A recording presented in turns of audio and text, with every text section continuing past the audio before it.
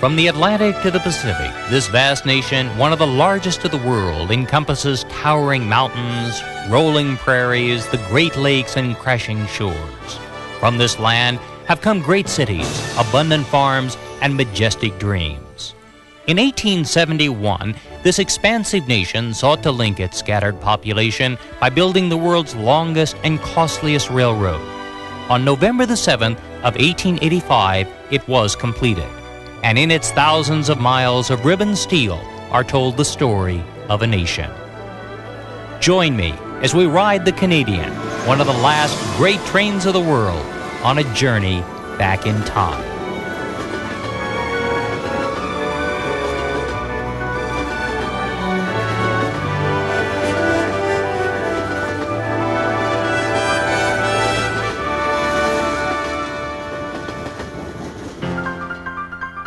When the Canadian Parliament promised its people a railroad to the Pacific in only 10 years' time, it was done to coax the people of British Columbia into the newly formed Confederation.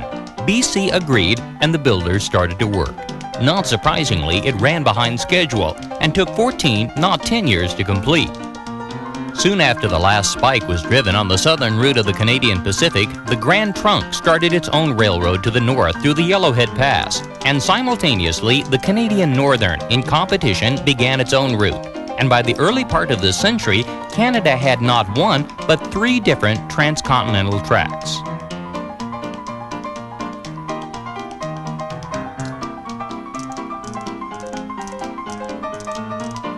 The early steam trains crossed the prairies and mountains, hauling settlers, miners, and people of the East.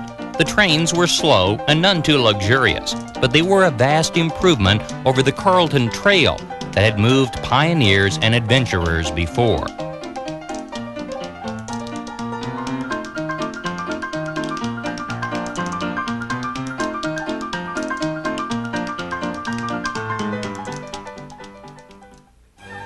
And then on April the 24th of 1955, 70 years after the first trains rolled west, the Canadian Pacific inaugurated one of the fastest and most luxurious trains of the world, the Canadian, a glittering new train of stainless steel featuring 2 observation dome cars, one with a bullet-shaped lounge, the last car on the train and the Canadian's most distinctive feature. The train was an instant success. It was comfortable, fast, and passed through some of the most beautiful scenery of the world.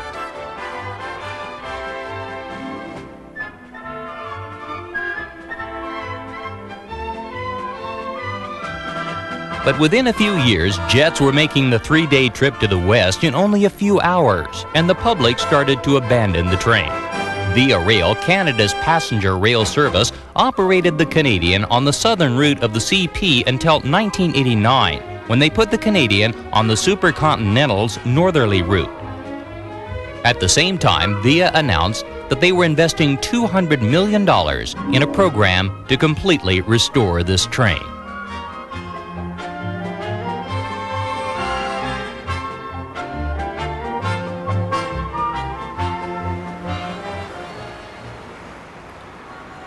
In Montreal at the Canadian National Yards, Via is working to restore the rolling stock of one of the world's great trains. Rather than to purchase new equipment, it was decided to restore the elegant stainless steel cars that were built for the Canadian Pacific by the Budd Company of Philadelphia in the early 1950s. The cars are brought into the yard and completely overhauled. The old steam heating systems are replaced with new electric components that receive their power from the locomotive. The brakes, plumbing, and lighting systems are replaced, and each car is meticulously restored down to new carpets, wallpaper, window shades, and linens.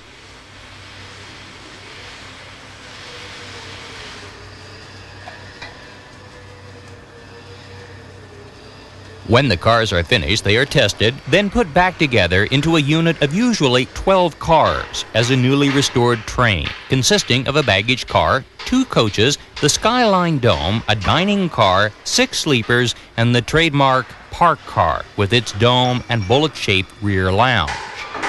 A total of 185 cars have been restored here at the St. Charles Yards, and the project is a testament to Canada and Via's commitment to to restoring and saving the best of their railway past.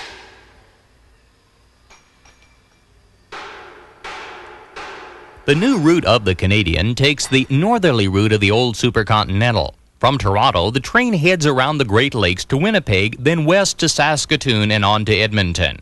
From Edmonton, the train climbs through the Rockies, stopping in Jasper, and then proceeds on to Kamloops as it rolls towards Vancouver on the Pacific coast.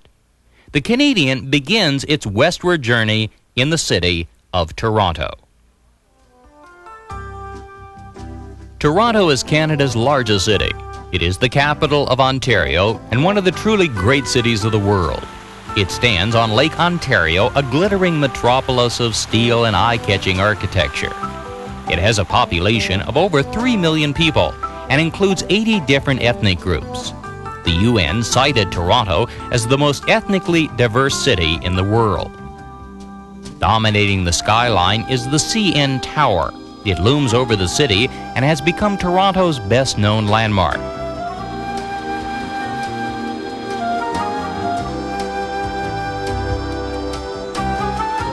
Toronto is one of North America's most active cities. The sidewalks are crowded with business people during the lunch hour, and at the end of the day, commuters use the city's extensive subway system, commuter rail services, and far-reaching public transportation as they return to their homes. It is a city that has exploded in a few short decades, from being a somewhat sleepy town to a dynamic, action-packed, world-class city.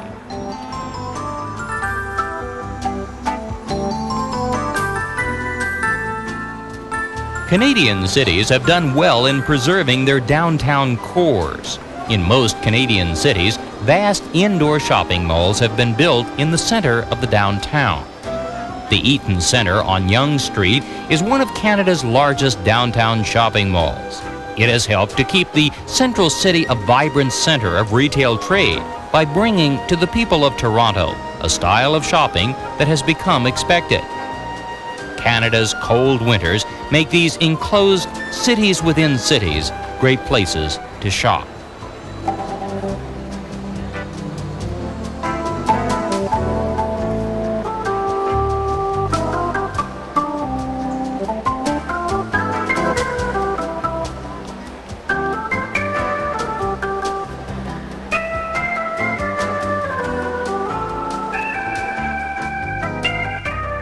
The old City Hall, built in 1899, stands next to the new City Hall. Both are in the heart of downtown. Boating and sailing are popular activities during the summer months, and ferries cross the water to the many islands that stand just offshore. Toronto was started on the site of Fort York in 1793. Against a backdrop of the city skyline, a guide demonstrates how the muskets were loaded and used against the Americans during the War of 1812. When the war ended in 1815, the long era of friendly U.S. and Canadian relations began. But we're here to board the train. Downtown, only a short distance from the lake, stands Toronto's historic Union Station, an imposing stone structure built jointly by the Canadian Pacific and the Canadian National in 1927. Across the street is the Royal York Hotel. This is Canada's largest hotel with 1,600 rooms. It was built in 1929 by the Canadian Pacific as a natural extension of their rail services. Here at the Royal York, we'll spend the night before our departure, and breakfast will be brought to us in our suite. The Canadian railroads built towering castle-like hotels across the nation that are as much a part of the railroad's history as the trains themselves. Shortly before our train is scheduled to depart, we'll call for the bellman. He'll arrive at our door and escort us and our luggage across the street into the station and take our bags directly to the train. Inside the cavernous main hall, the clock ticks off the minutes as the train is preparing to leave. On the board, all of the scheduled departures are listed, including ours, the number 1 train to Vancouver, the Canadian, Canada's transcontinental train. The ticket agents work quickly, making changes. Unlike airline agents who arrange only seats, train agents handle the berths and must sort out sleeping car problems as well. The crowd gathers, awaiting the opening of the platform by the train personnel. Meanwhile, the train has arrived from the switching yard, and the VIA personnel are busy trackside loading the train. Fuel must be loaded in both locomotives, luggage is brought to the baggage car, and the stewards are busy tidying up the bedrooms and berths. The galley staff loads the food and supplies which will be needed on this transcontinental trip to prepare meals for the passengers aboard the train.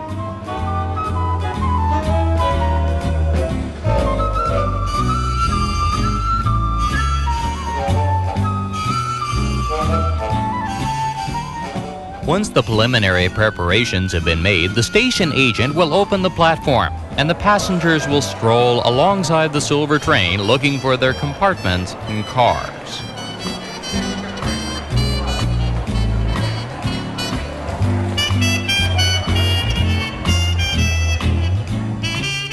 At 12:45, the conductor shouts, "All aboard!" The locomotives power up, the motors are engaged, and the Canadian pulls out of Toronto's Union Station on a journey that will end 3 days and 2,800 miles later on the shores of BC. So sit back, relax, and welcome to the wonderful world of the train.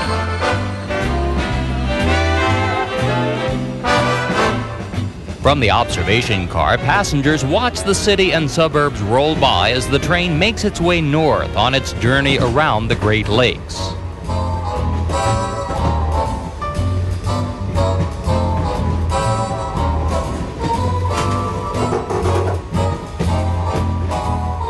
As the day goes on, passengers gather in the parked car and meet their fellow travelers. At 5 o'clock, cocktails are made, hors d'oeuvres are served, and the routine of the train begins.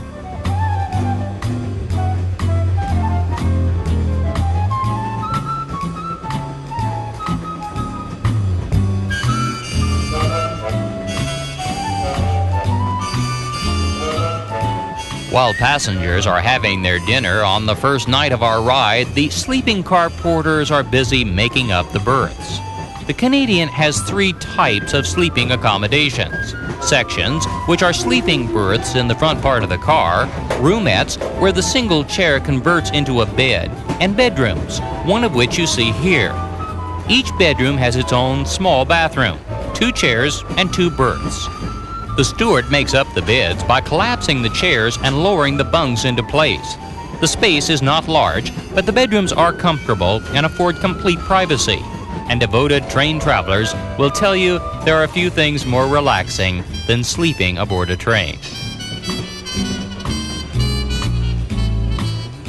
The following morning, as the sun rises, we are passing over the Canadian Shield, the 700-mile wide slab of granite that separates the Great Lakes from Hudson Bay. Newspapers are picked up in the stations along the way, and passengers can relax in their berths and read the paper while the countryside rolls by.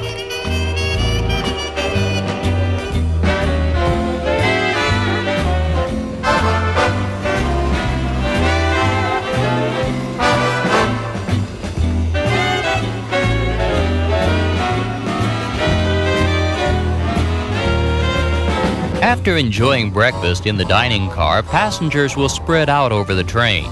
Some return to their private rooms, others head to the Skyline Dome car to play cards. Some talk or read, while others simply peer out of the window and watch the passing scenes. The weather is unpredictable. This morning, rain rolls off the panoramic windows of the observation dome. At 11 a.m., we pull into Sioux Lookout, a small town above the Great Lakes. This is one of the service stops for the train. Here, passengers have about 20 minutes to get off and stretch their legs. The cars will be watered. Each car holds several hundred gallons of water, and at designated stops, water will be added to the tanks. The train is fueled here by a young woman. Via Rail has been a leader in employing women in non-traditional jobs. With the train fueled and watered, the conductor will call out "all aboard," the passengers hustle onto the train, the stewards pull up the stairs, lock the Dutch doors, and the train is rolling again out over the Shield from Ontario into Manitoba as we make our way west to the city of Winnipeg.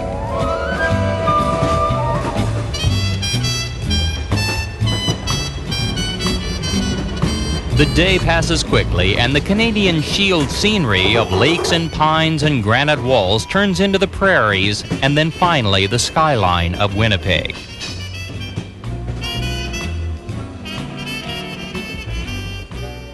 Winnipeg lies in the lower part of Manitoba. It is the provincial capital and home to 650,000 people. It is sometimes called the Chicago of Canada, for it is the business center of the Canadian prairies. The Canadian pulls into Union Station on Main Street in the heart of town.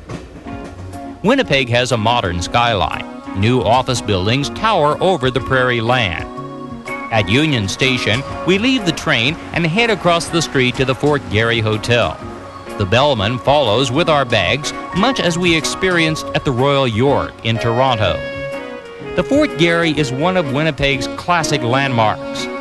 It was built in the first part of the 20th century by the railroad and was designed in the famous chateau style.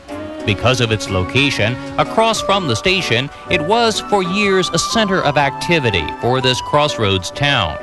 Today, its ballroom has been converted into a casino, the only place in Canada where casino gambling is allowed. Winnipeg is a bustling city that reflects the fact that this is a city of business. This community serves the business and financial needs of the vast prairie lands. Grain is shipped here, the prices determined on the Winnipeg Commodity Exchange, and the banks and brokerage houses control much of the vast wealth the rich farmlands produce. The city is balmy and pleasant in the summer, but in winter it can be one of the chilliest places of the world. The corner of Main Street and Portage in Winnipeg is jokingly referred to as the coldest street corner on earth. A complex system of enclosed walkways interconnects many of the downtown buildings. Portage Place is a lavish multi-level shopping arcade completely enclosed and designed to encourage people to shop and browse on even the coldest days of the year. Winnipeg's best-known store is The Bay, a giant department store in the heart of town. Its name is actually the Hudson's Bay Company. It was incorporated in 1670, and the history of this store speaks of Winnipeg's early days. To the north of Winnipeg lies Lower Fort Garry. This fort was built on the Red River by Hudson's Bay Company.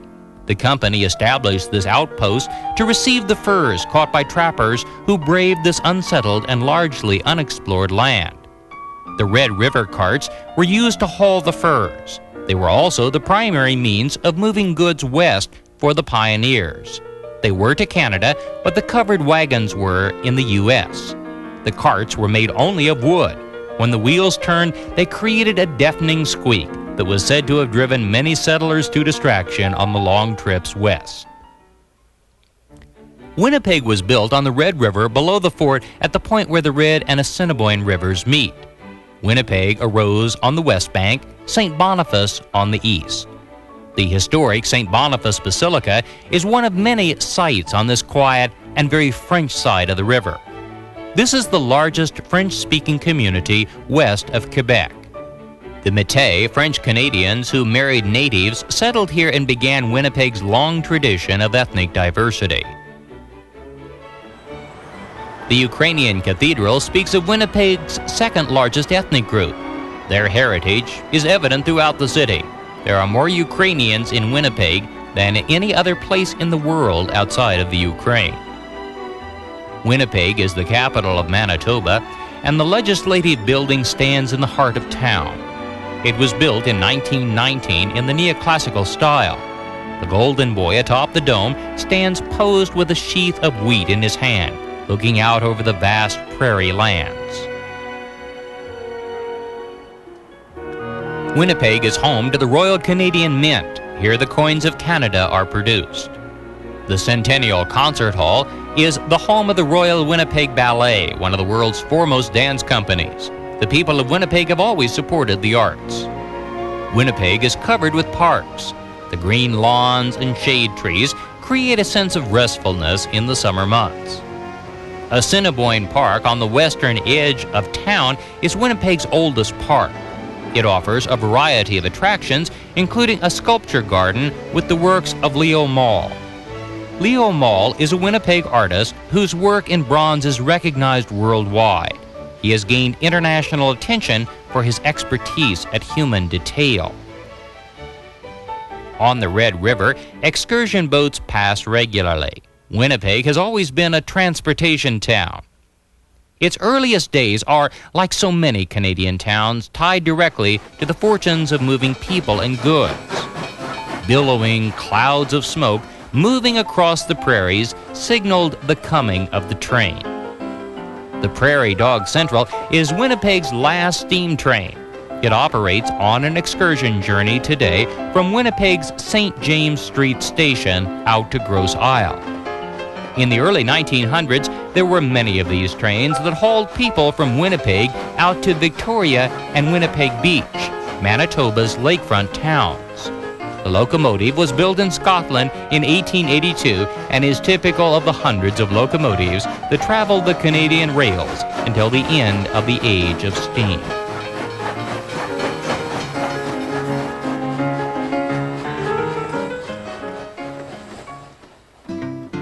Winnipeg Beach, north of the city, is one of many lake communities that provided summer relief from the heat for the people of the town. It often comes as a surprise to visitors, but Manitoba is covered with enormous freshwater lakes. The lakes are huge, a part of the Great Lakes system, left behind by melting ice. Gimli, on the west side of Lake Winnipeg, is a commercial fishing port. Gimli is a part of Manitoba's varied ethnic heritage. This community is Icelandic and boasts the largest population of Icelanders outside of Iceland itself. It is also the Purple Martin capital of Manitoba, and towering purple martin houses stand near the harbor at the water's edge.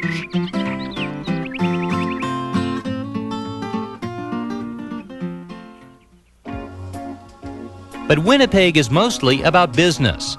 This is a town of trade. New high-rise office buildings cover the downtown streets. Banks provide employment and financing and keep the wheels of commerce turning from the Great Lakes west. Winnipeg's comparison to Chicago is because of this, the Winnipeg Commodity Exchange. Like the Chicago Board of Trade, this exchange room creates and controls the fortunes of the grain-producing region. Here, the prices are set for the bushels and boxcars of everything from oats standing in a barn to crops that have not only not been harvested yet, they haven't even been planted yet. The prices are set, haggled over, and bid up and down on the floor of this exchange. Weather is vital, and charts showing rainfall in specific regions and forecasts for the months ahead are used by the traders in making their bids. At first glance, these trading floors always seem chaotic with no point of order. But there is, of course, a highly defined system of doing things here, and at the end of the trading day, all of the paperwork is processed, and farmers, bankers, and investors across Canada will have seen the value of their assets rise or fall. This exchange sets the heartbeat of the prairie's economic health. From Winnipeg, we now head west. The Canadian leaves Union Station through the Winnipeg Yards and heads out over the prairies on a track as straight as an arrow to our next stop at Saskatoon.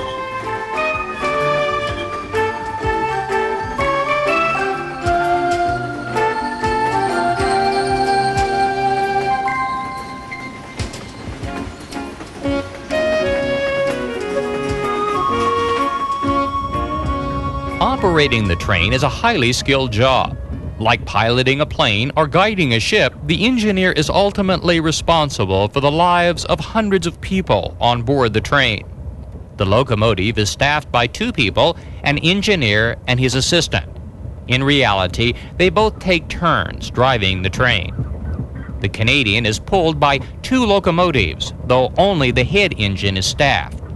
The engineer keeps his hands busy between the throttle, which has 4 positions, and the air brakes, which are the train's most critical component. Various gauges are monitored as the engineer keeps an eye on the machinery behind. The horn button announces the train to the road crossings ahead. The most closely watched instrument is the speedometer. The engineer constantly monitors the speed of the train, particularly as the signals and the track switches are approached. These giant locomotives are diesel-electric F-40s manufactured by General Electric in Hamilton, Ontario. Each produces 1,800 horsepower, and they operate by burning diesel fuel in generators that make electricity, which is used to power the traction motors that actually move the train. The system is efficient, dependable, and creates a smooth and more even ride. Our next stop is Saskatoon, Saskatchewan's largest city, located near the center of the province, northwest of Regina, the capital, 150 miles away. The train pulls in at dawn. The schedule calls for an arrival at 3 a.m., but a forest fire in Ontario has delayed this westbound train, and as a result, we are running several hours behind. Saskatoon is a surprise, a bustling prairie town built on the South Saskatchewan River, a city of bluffs, bridges, and wide tree-lined streets. The population is 185,000, and the community serves the retail, medical, and business needs of farmers and their families scattered over much of the province. Saskatoon's best-known site is a hotel. The castle-like Bessborough Hotel was built on the bluffs of the river in 1935 by the Canadian National, another of the great railway chateau hotels. But this community is defined more by what surrounds the town. Rich, abundant farms, acres and acres of prairie that in late summer glisten with golden wheat. Saskatchewan is a part of the rich plains of North America that begin in Texas and Oklahoma and reach north of Saskatoon. Livestock is raised on pasture lands, and the whole region is not much different from what you would find outside a Kansas town. The grain elevators of Canada stand like sentinels across the prairies. They hug the tracks, and boxcars of grain move from here to the four corners of the world. Canada's grain elevators are almost always of metal, square with pitched roofs, very different from the round concrete prairie skyscrapers found in the U.S. Saskatchewan was Indian land. Long before the European settlers arrived, nomadic Indians roamed these plains. Along the banks of the South Saskatchewan River, tribes would stay for extended periods of time. The Indians followed the buffalo herds. This was an ideal spot because of the river bluffs where the buffalo could be driven over the edge to their deaths below. Today at this spot, the provincial government has created a heritage park, Wanuskewin. It means seeking peace of mind. It is an interpretive Indian site where you can explore the land and wander through exhibits that tell the stories of the lives of these nomadic people. Their lives depended on the buffalo. These animals provided the Indians with everything they would need. At Wanuskewin today, native North Americans demonstrate dances, storytelling, and the use of beads. The beads were used for artistic expression, as well as currency on the plains. They were woven into intricate designs and were highly prized, traded, and given as gifts. Today at Wanuskewin, the University of Saskatchewan operates an extensive archaeological laboratory. Students of archaeology learn firsthand the patient skills a modern archaeologist needs. These were nomadic people, so nothing was moved unless it was needed. They left behind a rich treasure trove of pots, clothing fragments, and what was essentially their trash. Today, these discarded fragments of an early civilization yield answers about these people's lives and the movements and advancements of people over the North American plains. The nomadic people of North America left behind much to be discovered, and a great deal of modern archaeology involves uncovering, examining, and studying the movements of these tribes as we seek to understand how the North American continent developed and evolved. From Saskatoon, the train continues west. Our train tonight is running on time, and we will depart Saskatoon at 3:38 a.m. Not a convenient time, but the reality of cross-country trains is that some of the stops will inevitably be in the middle of the night. The awaiting passengers board, and the train heads out into the black, empty skies. The stewards are busy preparing the berths for passengers who have booked sleeping accommodations out of Saskatoon. This is a section. These are berths at the front of the sleeping car that are made out of daytime seating areas. The steward will lower the beds and make up the berths that line the corridor. To ensure privacy, he'll hang heavy canvas curtains on both the upper and the lower berths.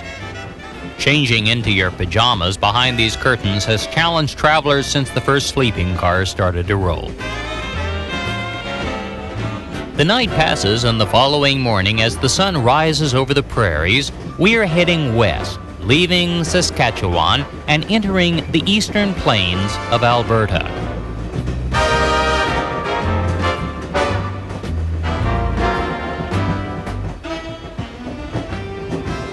Breakfast is a great time on board the train. The smell of the bacon, the rocking of the dining car, and the chattering of the rails make for an unusual and interesting way to start your day. In the galley, the chef will flip pancakes on the griddle using balancing skills that are unique to a train. The train is filled with travelers from around the world. Young and old, couples, families, and single people all meet on board the train. The space is small, and you can't help but meet and make new friends. Families with children are always a welcome sight. What could be more magical for a child than a ride on a train? As the train heads west, the morning activities begin. Stewards roam the corridors, looking for rooms where the passengers are temporarily gone, so they can stow away the berths. In the morning, the beds are stripped and tucked away. The chairs put back out, and the bedroom once again becomes a private sitting room. This procedure of changing from a sitting to a sleeping room goes on twice a day, every day the train is rolling along. Sometimes the public areas are quiet and empty, and passengers will have the space all to themselves.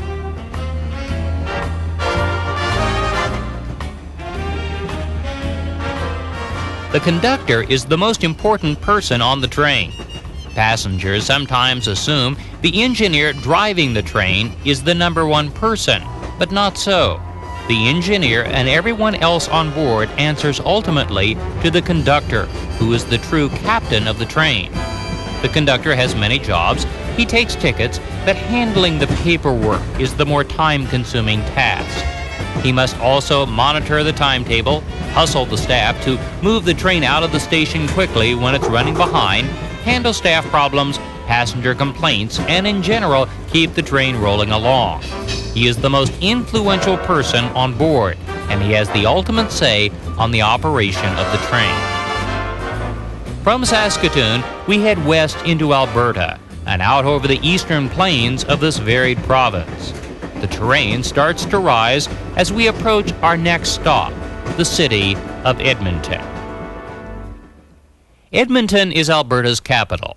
It lies north of Alberta's other large city, Calgary. Both are oil towns. Edmonton is the older of the two, started as a fort before the railroad arrived. The Canadian pulls into the station right on schedule at 8:35 a.m. Edmonton stands on the North Saskatchewan River. Its skyline is new, glittering, and tall. The town reflects the economic impact Alberta oil has had on Canada's west.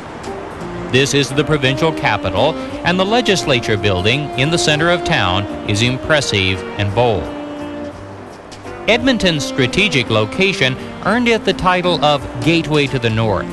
Thousands of tons of food, medical supplies, and mail passed through Edmonton on its way to Canada's northwest in the early days. The Grand Trunk Railway built the imposing McDonald Hotel on a cliff overlooking the river. Today, this property has been restored much like the Canadian itself. In front of the hotel on Saturday nights, a bagpiper welcomes guests who are staying and dining in this grand old hotel. The lobby is hushed and dramatic. Through these corridors have passed thousands of men and women of Edmonton's social and business world. On Sundays, the Mac, as it is affectionately known, welcomes Edmonton people with a lavish Sunday brunch served in the grand ballroom of the hotel. Brunch at the Mac has been popular in Edmonton since the hotel was restored. The setting is one of the most elegant to be found between the Great Lakes to the east and the Rocky Mountains to the west. 10 minutes from downtown in Edmonton's picturesque river valley is Fort Edmonton Park, Canada's largest historical park. This is a historic settlement where each street represents a different decade of Edmonton life.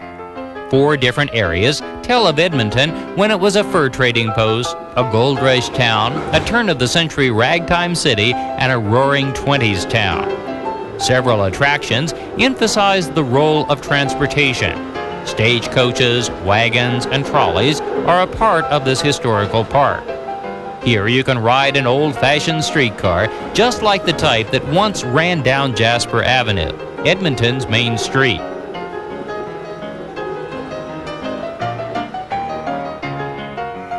A steam train rumbles along, another of the giant locomotives that originally conquered the Canadian West.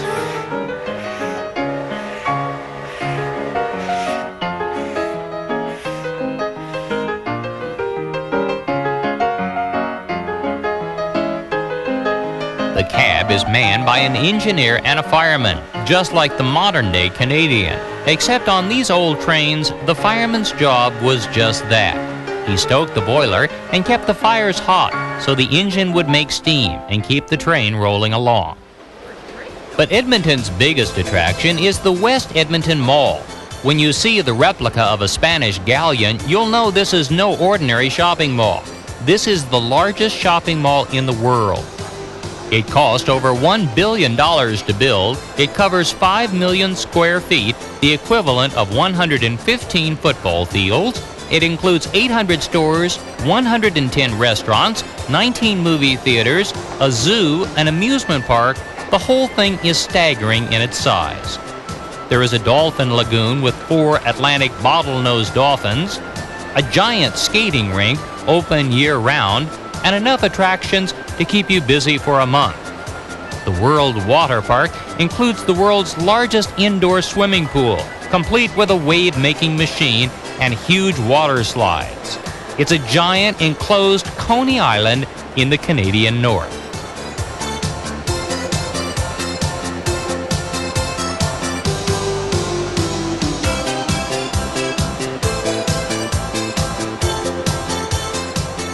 And what would a shopping mall be without bungee jumping? Yes, you can buy a car or a pair of sneakers and jump off of a monstrously high perch and bounce up and down.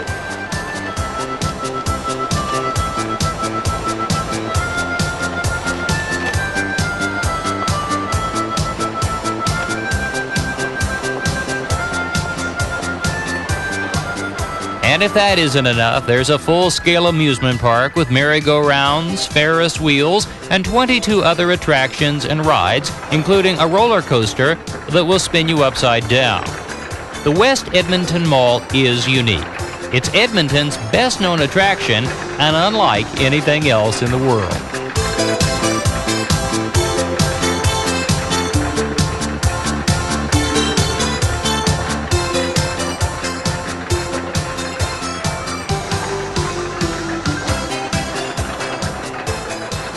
Edmonton is a great city, sophisticated, cultured, fun, and Canada's gateway to the north. The following morning at 9:05, the Canadian departs from Edmonton to the west. We have a new head-in crew on board that will take us on to the Rockies. Today the scenery changes. Low plains give way to rising terrain as the mountains loom up ahead.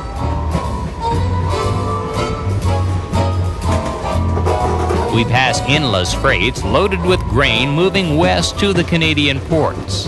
The train builds speed as we head west past lakes and valleys onto the Rocky Mountain Range.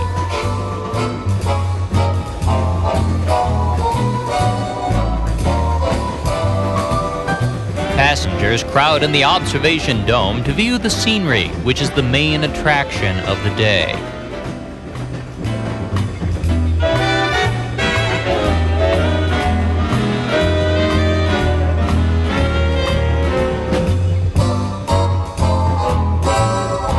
The train curves back and forth around the lakes and mountains as the land rises rapidly at the foot of the range.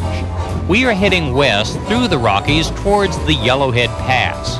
When the original surveys of the mountains were done in the 1870s, there was endless debate about which pass to use. The Canadian Pacific opted for the Kicking Horse Pass to the south. It wasn't until 1915, when the Grand Trunk and Canadian Northern began building their lines west, that the Yellowhead Pass was used. We will be passing through the Yellowhead Pass as we move toward the Pacific coast. But before we do, we're going to leave the train at Jasper, Alberta, for a few days of adventure in the heart of the Canadian Rockies. The Canadian approaches Jasper on the mainline tracks of the Canadian National. This was the route of the Supercontinental, CN's transcontinental train. Jasper stands in the center of Jasper National Park. Unlike Banff to the south, which is mostly a tourist town, Jasper was, for many years, an active commercial center. The Canadian National maintained large railroad yards here, and the town was a primary switching point as the freights were assembled to head east and west. Jasper feels like a chalet village. The architecture is vaguely Bavarian. In summer, it's very busy with travelers from around the world. Some arrive by train, others come in on coaches and by car. This is mountain country. Surrounding Jasper are some of the most spectacular mountains of the world. This is toward the northern end of the massive Rocky Mountain Range that begins in New Mexico and ends north of British Columbia. The mountains are somewhat lower than those in the U.S. Most of the peaks are between 9,000 and 11,000 feet, but the shapes are very dramatic. The spring runoff creates churning rivers that drop dramatically, creating some of the world's most impressive waterfalls. Outside of the town of Jasper stands the Jasper Park Lodge. The Jasper Park Lodge had very humble beginnings. It started out as a tent camp in 1915, begun by Fred and Jack Brewster, who were the tourism pioneers of this region. In 1921, the Grand Trunk Railroad took over the tent camp and built 8 log cabins. The setting is beautiful on Lake Belvoir, with Mount Edith Cavell looming ahead. Over the years, it has expanded into a 437-room resort.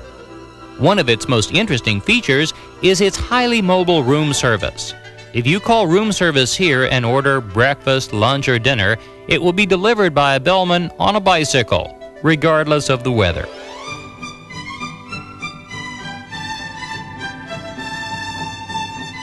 The lodge is a true resort offering endless outdoor activities. You can rent a canoe or kayak and paddle across the lake, and tennis courts offer magnificent vistas into the Rocky Mountain Range.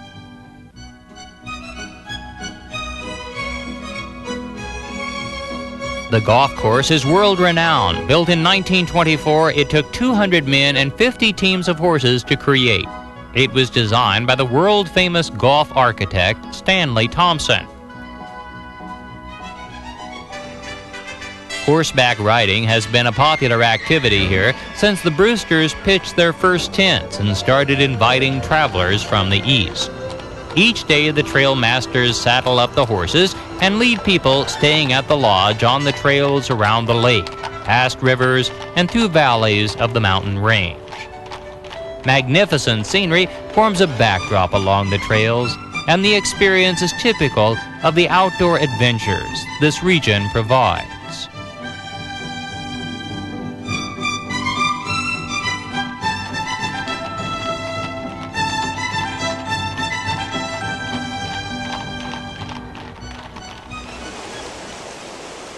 Through the region pass several churning rivers that flow out of the mountains and lakes.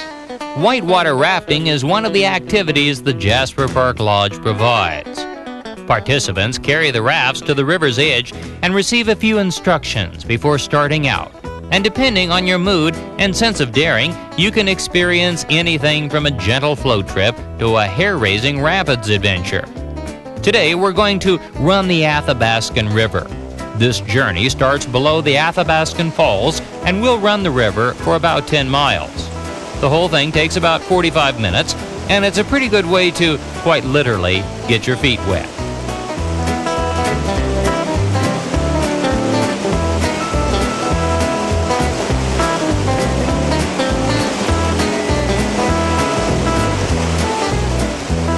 But if you'd like a bigger thrill, the lodge will take you the other direction, to the Moline River. This is one of the Rockies' most beautiful spots.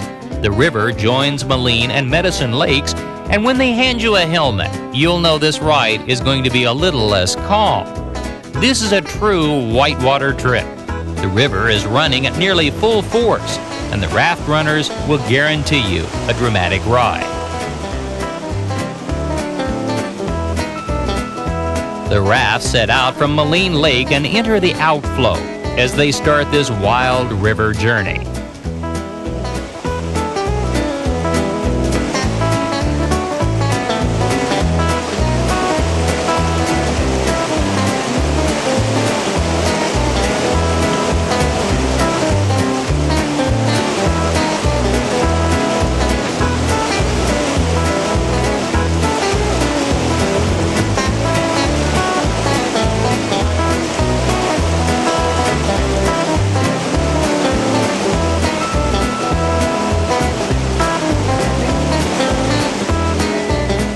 Rafting in the Rockies is one of the highlights of staying at the Jasper Park Lodge.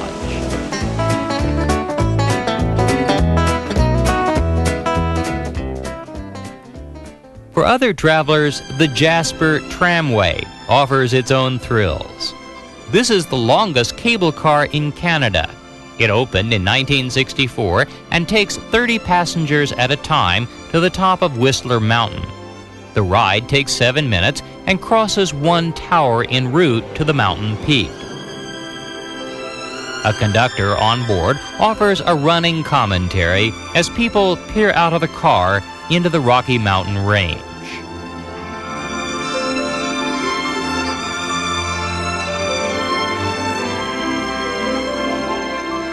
At the summit, passengers leave the tram and explore the mountain top.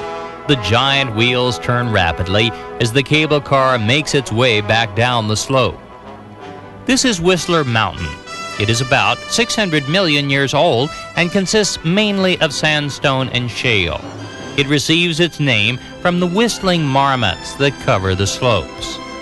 The temperature drops rapidly, and though it was almost hot at the base, a jacket and sweater are a must up here.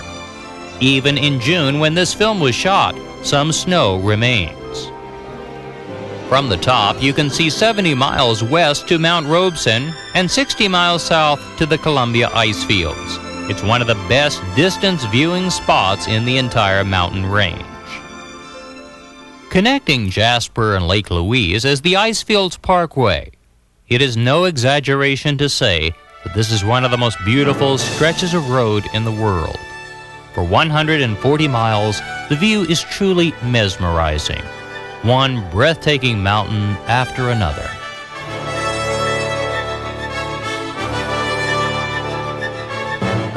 The Icefields Parkway passes through the center of Canada's two best-known national parks, Jasper and Banff.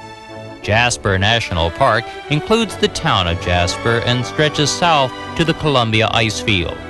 The park offers outdoor activities ranging from bicycling to camping and hiking through the range. The scenery is inspiring, the scale almost beyond words.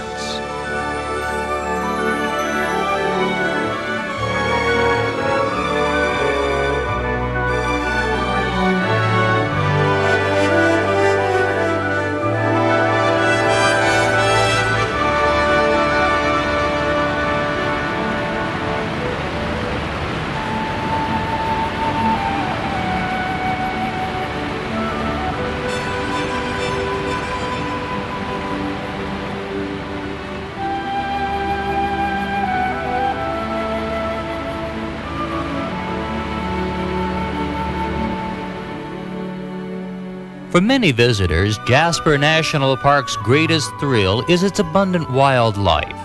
Few places of the world offer such a collection of wild animals roaming everywhere you go. Mountain goats are so common, cars often have trouble getting through on the roads.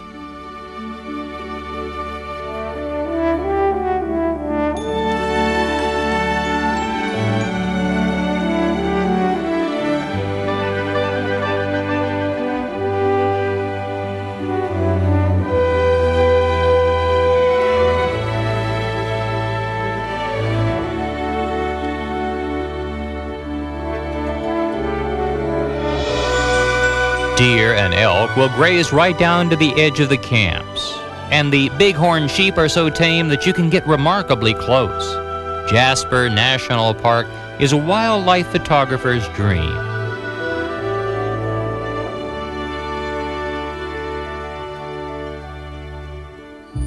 Even the bears seem unaffected by people. These scenes were taken right alongside the Icefields Parkway, with the cars buzzing by.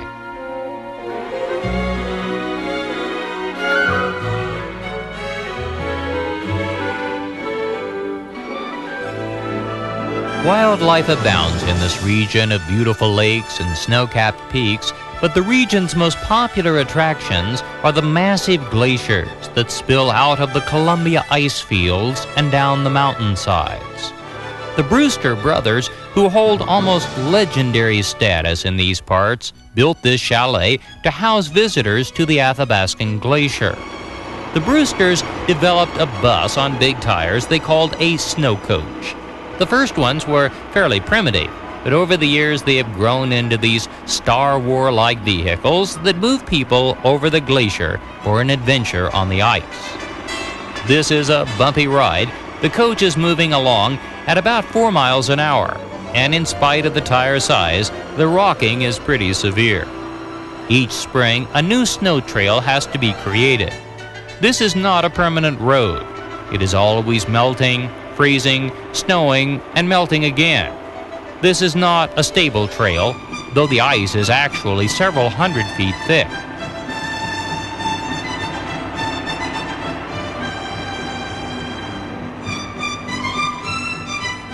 At the end of the snowy road, the passengers disembark and walk out onto the ice. This was the first glacier walk attraction of North America. Since it began, thousands of people have had the experience of wandering out over the Athabascan Glacier that spills out of the massive Columbia ice field high overhead.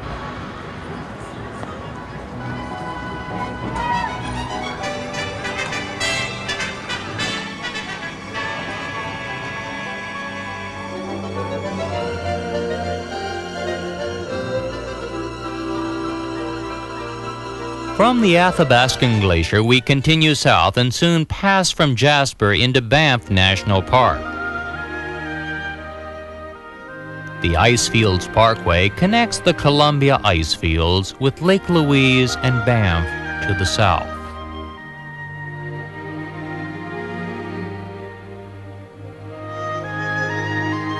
At times, the scale of the scenery, the size of the mountains, the height of the waterfalls, and the thickness of the ice cause us to overlook nature's more delicate sights. Lovely wildflowers bloom from spring to autumn, covering the fields and valley floors.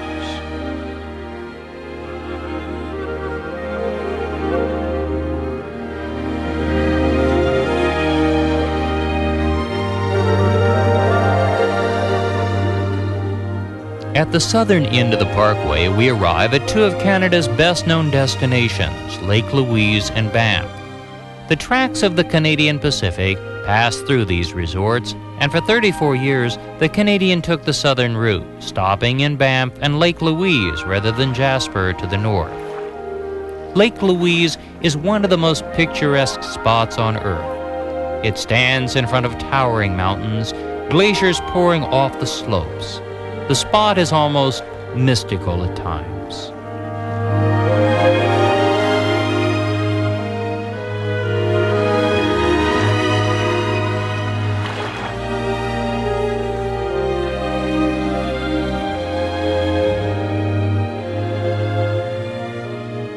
On the shores of the lake stand the world-famous Chateau Lake Louise. Like the Jasper Park Lodge, its origins were humble, initially a small cabin for passengers off of the train. But the railroad saw the potential of this spot and erected a hotel on the site worthy as a travel destination unto itself. Giant yellow poppies surround the hotel and grow wild in the nearby fields. The Canadian Pacific Railroad built and continues to operate this hotel. At one end of the lobby is one of the most glorious picture windows of the world, framing a true postcard view.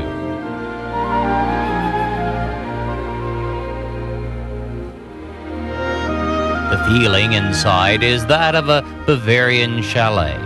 The atmosphere is old world, friendly and warm, a carry back to another time when travel was less rushed and people traveling through Canada on the Canadian could stop and spend a few days.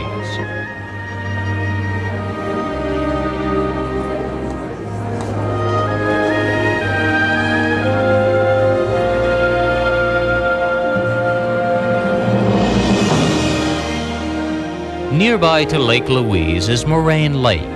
This is often called the most photographed lake in the world. Millions of cameras have been aimed at this spot. This vista is even printed on the back of the Canadian $20 bill.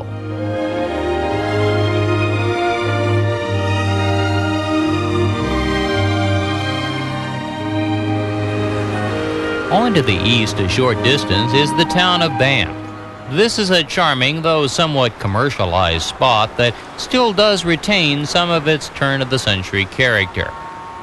Banff is best known for the Banff Springs Hotel. This colossal pile, and there is no other word that describes it so well, was built in 1888 as the first of the great railway hotels. A statue of William Cornelius Van Horn, chairman of the Canadian Pacific when the railroad was built, stands out front. A plaque is inscribed with his best-known quote, "Since we can't export the scenery, we'll have to import the tourists." Inside the hotel is an interesting collection of old silver plate off the Canadian Pacific's early trains. Much of this heavy railroad silver was used aboard the original Canadian from 1955 until 1989.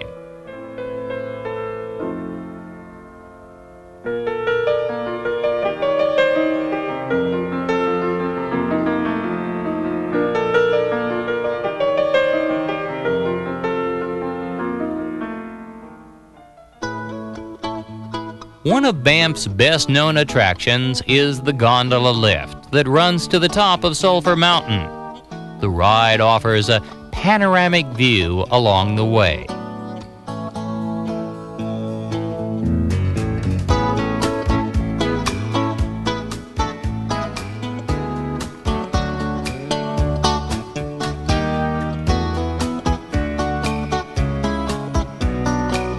At the summit, your view stretches as far as the eye can see as you take in the scope and size of the Rocky Mountain Range.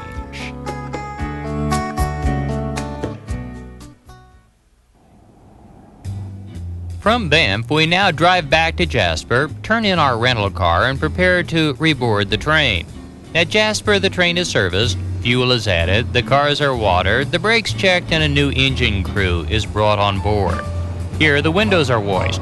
2,000 miles of travel has left more than a few dead bugs on the front part of the observation dome.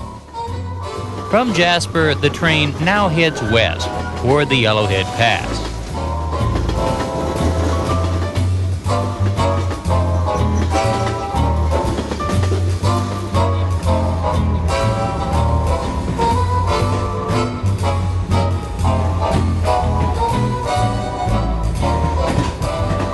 Today, the Canadian rolls on the tracks of the Canadian National through the northern Yellowhead Pass. But this low, easy pass was not the first one used. When the Canadian Pacific began to build Canada's first transcontinental train, nothing caused more argument than the selection of the pass. The Yellowhead was easy. It was low and the grades could be contained. The Kicking Horse Pass to the south was high and would require grades that were dangerously steep. Today, as the Canadian heads west through the Yellowhead Pass, we travel alongside spectacular scenery. Mount Robeson, Canada's highest peak, looms off to the north. Why wasn't this easy pass used? Why the difficult southern pass? It was because of the Americans. At the time, Canada's west was almost completely unsettled. There was fear that the Americans would simply walk across the 49th parallel and declare the land their own. So the southern route, closer to the border, with the difficult and dangerous Kicking Horse Pass, was chosen so the area would be settled quickly in order to keep the Americans away.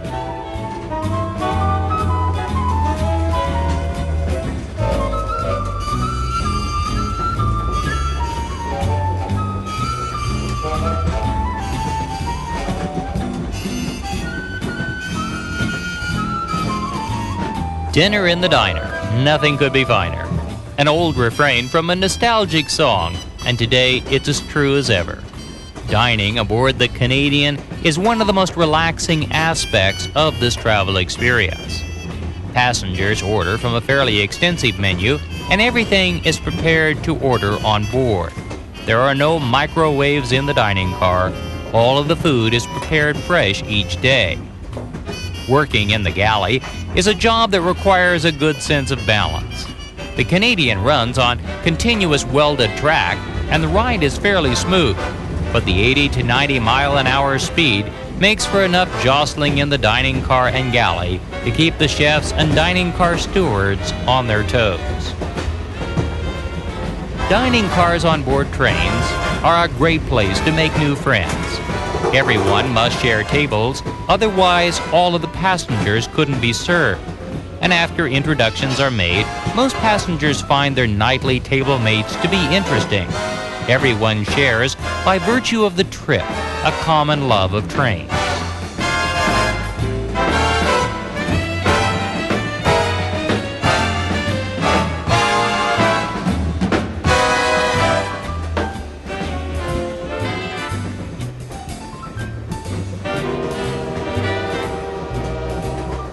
As we finish our dinner, the Canadian is heading west, coming out of the Rockies and heading out over the rolling highlands of central BC en route to our next stop, the historic mining town of Kamloops.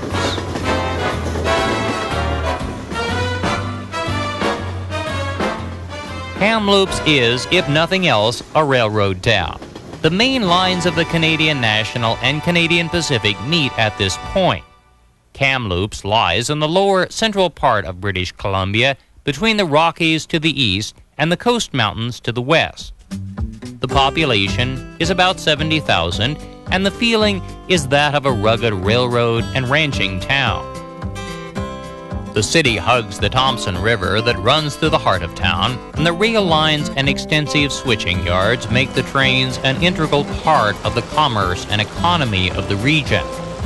A small excursion boat takes people down the river and lets them see how quickly the city disappears and the ranch lands begin.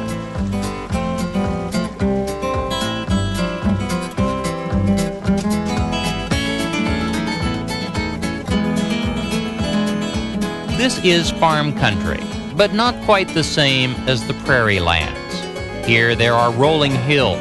The land is much more picturesque, and the farms tend to be somewhat smaller in their operations. There are extensive dairy operations in this part of BC, and the scenes of cattle, horses, and other livestock, as well as the red-painted barns, are typical of the interior of BC. BC's farming wealth is dependent on irrigation. Much of the region is fairly arid, and only by tapping the mountain water supplies are farmers able to irrigate the fields and make the region productive. Like many places dependent on irrigation, few people ever consider the possibility of drought. But in recent years, BC, like much of the Pacific Northwest, has suffered from little rain, and the limited water supplies have created predictable friction between the city populations and the farmers who are dependent on a regular supply. One of the region's oldest and largest industries is timber. Tall stands of pines and firs cover hundreds of thousands of acres in the central part of BC.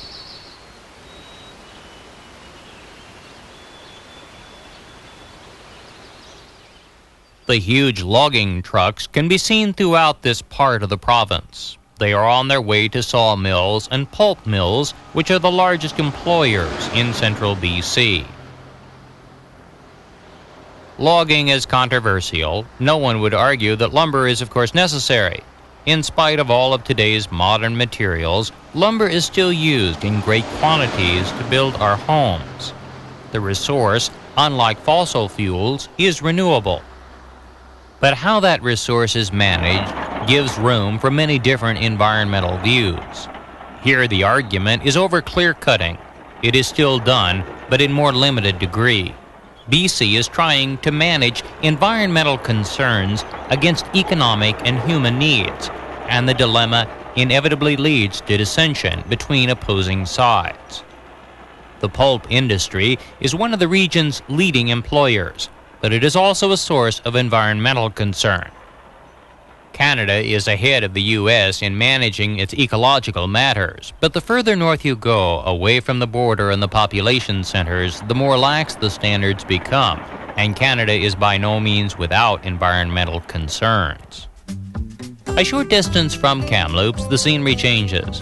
To the south, beautiful lakes offer activities for people from throughout the Northwest. Through the region runs the Trans-Canada Highway, Highway Number 1. It stretches across the country. It is mostly two-lane. Canada has less four-lane cross-country highway development than the States.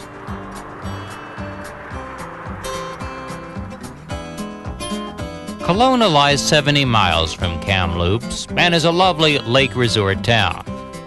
A modern outdoor sculpture stands beside the lake. It's the symbol of Kelowna and quite an impressive sight. This is vineyard country, and the gentle slopes that rise up from the shore of the lake are covered with grape arbors, and in the autumn, the grapes will be harvested and processed in the wineries of BC. BC wines have become well known in recent years. The grapes, because of the climate, produce wines of distinctive body and taste. To the west of Kamloops lies a part of BC with a different appearance. Mountain streams give way to canyon country. Here, the Fraser River flows out of the mountains on its way to the sea. The Fraser River Canyon played a very important role in the history of Canadian trains. In addition to battling over which pass would be used through the Rockies, the planners of the route also argued over which Pacific port would be best. BC's only real settlement at the time was Victoria out on the island. Vancouver as a city really didn't exist. The decision to terminate the line at Vancouver rather than several alternate ports was due to this river gorge, which, though not easy, was manageable for laying the tracks. The Canadian Pacific built most of its line on the south banks of the river. By 1915, both the Grand Trunk and the Canadian Northern were building their lines mostly on the north side of the gorge. Today, if you stand on the river's edge, you may catch a glimpse of two different freights using the tracks at the same time. These two main line tracks are among the busiest rail lines of the world. Dozens of freights move on opposite sides of the Fraser River day and night, hauling goods to and from the Pacific coast. While the romance of passenger trains is appealing, the heart of the railroad is this: giant, lumbering freights that move goods coast to coast. Canadian freight trains are often 100 cars in length. They are among the longest freight trains in the world. The trains still provide the most efficient way to move goods to and from the deep water ports out over a sprawling nation of nearly 3,500 miles in width. A sign above the river marks the spot where the last spike of the Canadian Northern was driven. It was the last spike of Canada's third transcontinental railroad. The first last spike was driven on the Canadian Pacific here at Craigellachie. This was the end of a tumultuous project, but unlike the Union Pacific, the railroad had been built in pieces. A section here, a section there, and the last spike was not a historic joining together of the East and West, but rather the last spike in a piecemeal system that had taken 14 years to complete. On November the 7th of 1885, the railroad was finished. It was the completion of a national dream. From Kamloops, the Canadian rolls through the Coast Mountains and into the Fraser River Canyon, making its way west on the final leg of the trip.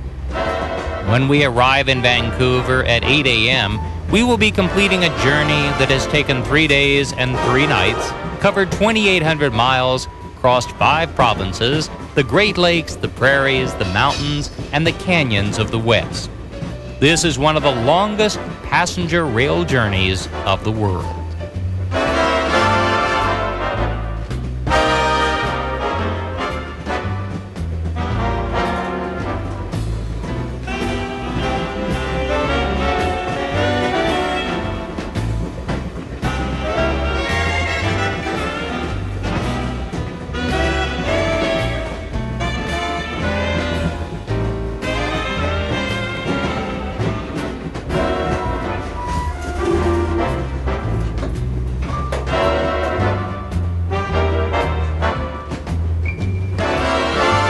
We are now arriving in Canada's most important western port, Vancouver, a sparkling city surrounded by water and mountains, temperate, and home to 1.5 million people.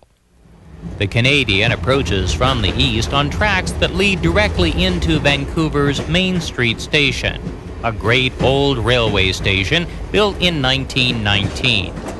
Here the passengers leave the train. We are at the end of the line. People pass through the station, under the central clock, a fixture in any rail terminal, and emerge in front of the station, ready to explore the town. Vancouver is Canada's great West Coast city. It is a modern city. Almost everything is new. It began its explosive growth in only the past 30 years. It is Canada's link to the Far East, and the population includes large groups of Asian immigrants. The Hotel Vancouver stands in the heart of town. It is one of Vancouver's largest hotels and one of the last of the great railway chateau hotels to be built.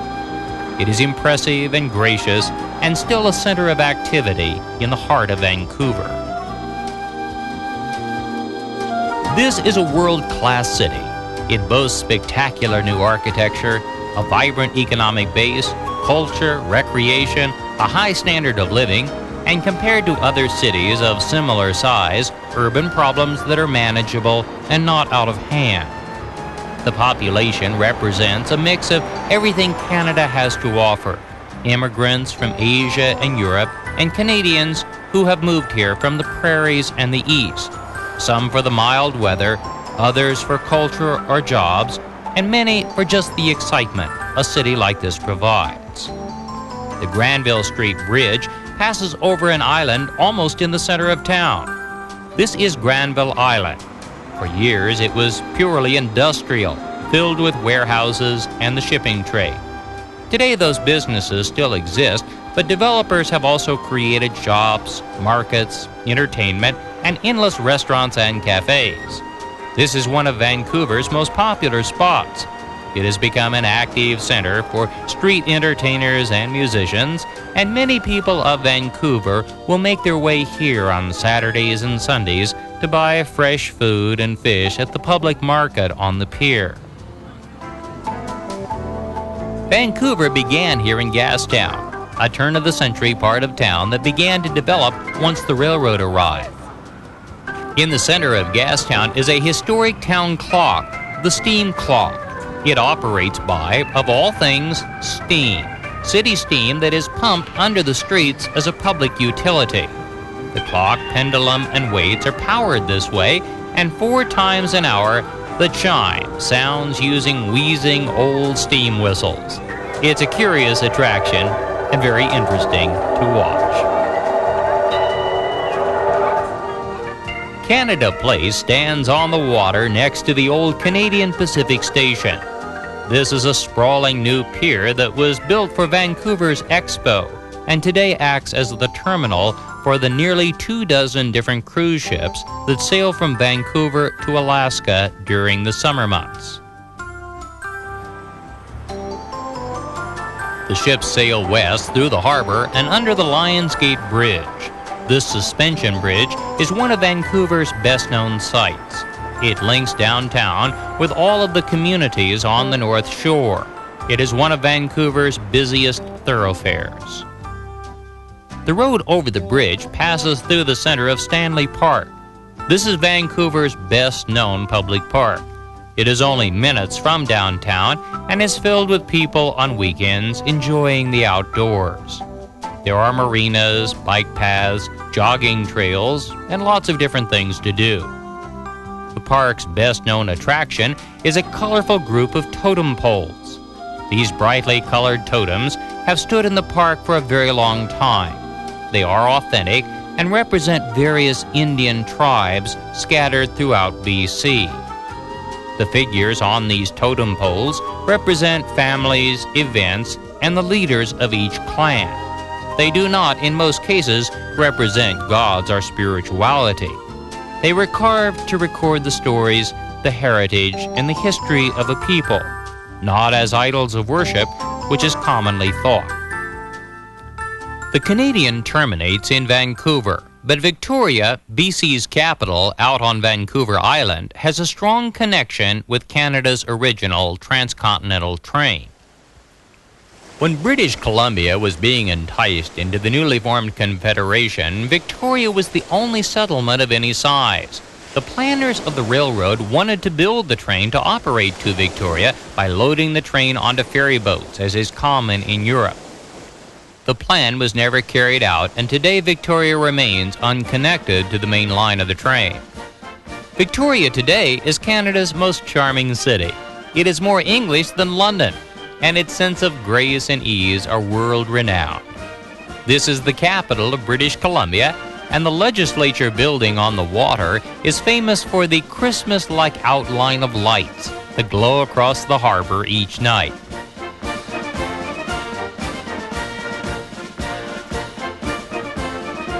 The town is filled with buskers, street entertainers, tourists, and local people going about their day. Carriages move visitors through Victoria, and the overall feeling is like that of being in an English seashore town. Victoria's best-known gathering spot is the Empress Hotel. This is not just a hotel, this is a BC institution. It was built by the Canadian Pacific shortly after the turn of the century, anticipating that the train would eventually deliver passengers directly here. This never happened, but the hotel was an immediate success. The Empress is most famous for tea.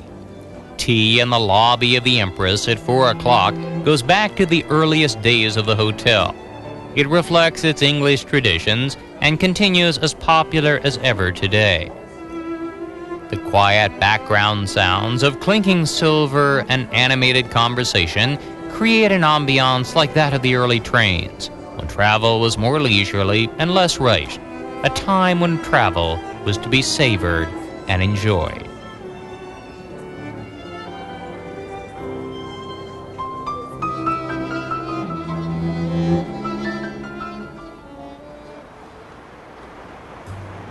From Victoria, we return by ferry to Vancouver and head to Union Station in the heart of downtown. At 9 o'clock tonight, the Canadian will depart to the east. The story of Canada and the story of the railroad are in many respects one and the same. The building of the railroad united the nation. It created a national dream that was realized through hard work, tenacity, and the vision of optimistic men and women over a century ago. Pierre Berton, Canada's great writer and rail historian, wrote, "We have little blood in our history, no searing civil war, no surgical revolution. We are the only nation in the world created non-violently by the building of a railroad."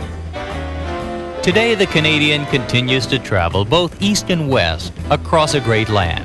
It speaks of the spirit of Canada, its people, and the noble link this nation has to its endless miles of silver rails.